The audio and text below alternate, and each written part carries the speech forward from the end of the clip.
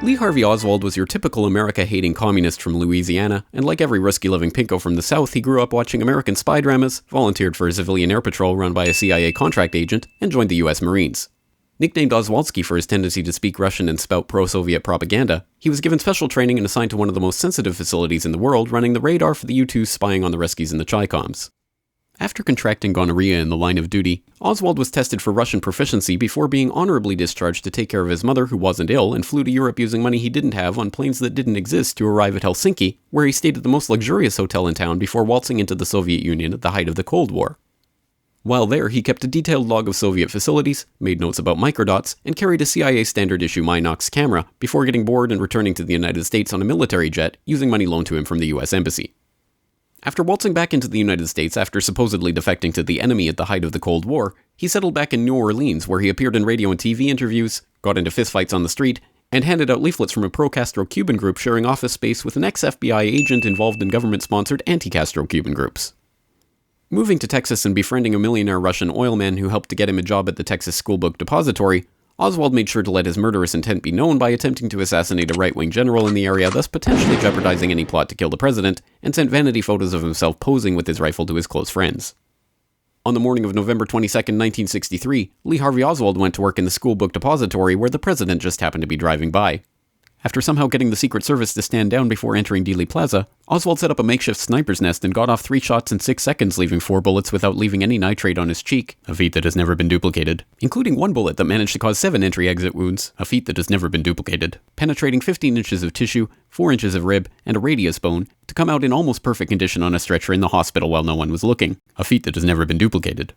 He then ran downstairs and got himself a Coke from the vending machine within seconds of the assassination before heading home, grabbing his things, walking down the street, shooting a police officer, ducking into a movie theater, and waiting to be arrested.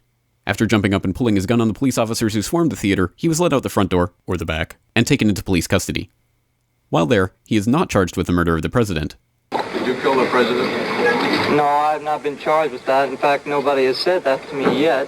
And like any self-respecting America-hating communist grandstander who had just killed the President of the United States in a pinko rage, denied he had anything to do with it. I'm just a patsy. Before being transferred to county jail, he was shot on live TV by a 2-bit Union Mafia stooge, supposedly torn by grief at the death of the president, whose brother he personally hated, later claiming that it was part of a conspiracy the world will never know. The world will never know the true facts.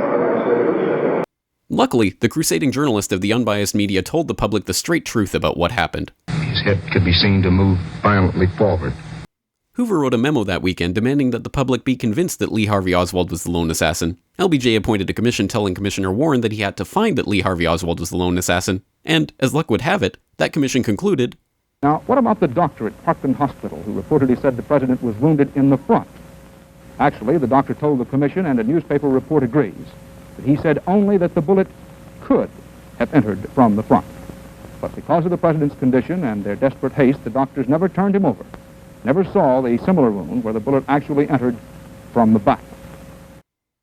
This is the story of the JFK assassination, as brought to you by the truth tellers in government. Those weapons of mass destruction got to be somewhere. And the media.